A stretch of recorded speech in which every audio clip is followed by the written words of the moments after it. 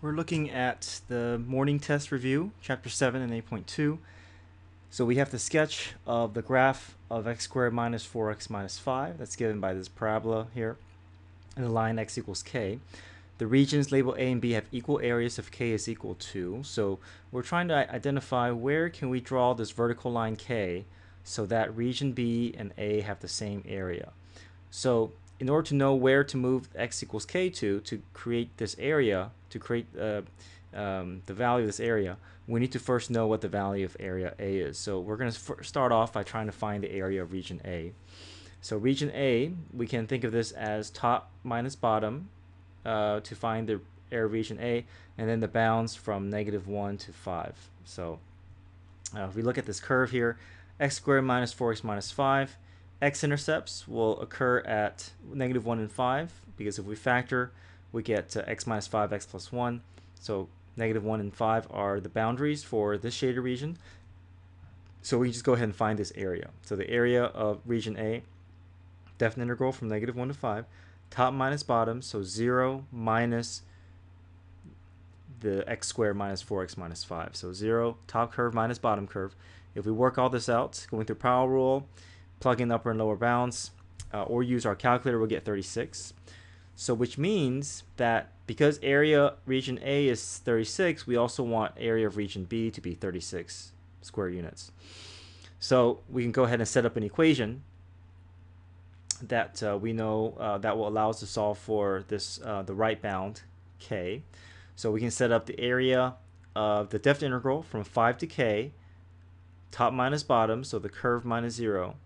We know whatever the result of this area is should be equal to 36. Okay, so normally we're used to having the values for the bounds and then just working this out a more straightforward way to find the area. But now we're working a little bit backwards here, where we're trying to find out what boundary will cause this region to have this specific area. So we're going to go through this the same way, just that now we're solving for a different variable. So we're going to work this out by hand. That's the difference here. We can't use our calculator. We have to work this out by hand. So apply the appropriate integral rules for each of the terms, which will be power rule. And then we can plug in upper and lower bounds, and then we can solve for k. So power rule, x squared becomes x cubed over 3. 4x becomes 4x squared over 2. 5 becomes 5x. And then we plug in our upper and lower bounds. Upper bound being k, lower bound being 5. Okay. Again, just as a reminder, we can't plug the upper and lower bounds into the integrand before we find the integral. So make sure you find the integral, take care of this procedure before you plug in upper and lower bounds. All right, so once we find the antiderivative, then we can plug in upper and lower bounds. So k gets plugged into all the values first, minus, then plug in the lower bound. And then we set that, combine all those terms, and we set equal to 36. So we're trying to find out what k value will be equal to 36. Now this will be tough to solve. So what we can do is we can bring everything over to one side, set equal to 0, and then look for the x-intercept. So subtract 36, and then use our calculator to graph this curve and see where the curve crosses the x-axis, and it's going to cross at k equals 8. Okay, so we're trying to find the x-intercept there. All right, part B, find the volume of the shaded region A revolved about y equals 2. So we have to find out the volume of the shaded region revolving around y equals 2. So I'm going to just sketch a different graph for this here. So here's region A. We're taking the shaded region and spinning it around the horizontal line y equals 2. So then we look to see that the shaded region, there's a gap between the shaded region and this horizontal line. So we're going to have to go through the washer method. So washer method requires us to find two r's, one big R and little r. So to find the big R, we always start on the axis of revolution, and we extend from the axis to the boundary that's further away on the shaded region. And then so this will represent big R, and little r will extend from the axis to the closer of the two boundaries of the shaded region. And then big R is then 2 minus parentheses x squared minus 4x minus 5, and then little r is 2 minus 0. So we have big R and little r. Our volume formula is the definite integral big R squared minus little r squared, and then our bounds from -1 to 5. Use our calculator to solve, and we will get 2016 over 5 pi. Part C, region A is the base of a solid, so we're going back to region A. But we're trying to find this for the solid, each cross section that's perpendicular to the x-axis. So the x-axis is horizontal. Perpendicular would mean that we're trying to create vertical bases. Is a rectangle of height that is half the length of the length lying across the base. So let's first find the base. The base is going to be top minus bottom in this case, since we're told explicitly that it is perpendicular to the x-axis. So top minus bottom, so 0 is where the top of this base is hitting. So 0 minus the curve minus x squared minus 4x minus 5. Combine those terms. We get negative x squared minus 4x, negative x squared plus 4x plus 5. So this is the length of the base here.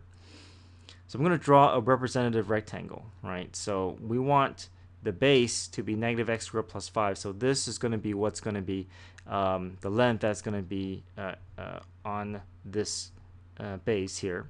That's the base. But we want the height to be half the length of that base. So the height will be half of this negative x squared plus 4x plus 5. Now if we have this, then the area is just going to be length times width. So area is length times width. Multiply those together, and then we're trying to accumulate infinite numbers of these rectangles from one end of the shaded region to the other end, and the one end will be at -1, the other end is at 5. So those are our boundaries from -1 to 5. Area of the cross section we found to be here, so this basically 1/2 parentheses squared in our calculator, and we get 648 over 5 cubic units. All right, number 2, we have the function given by this curve here. Find the equation of the tangent line. F of 0 is equal to 3. So if I want to find the equation of this tangent line, I can identify an ordered pair, and the ordered pair is at 0, 3. We can tell by looking at this graph.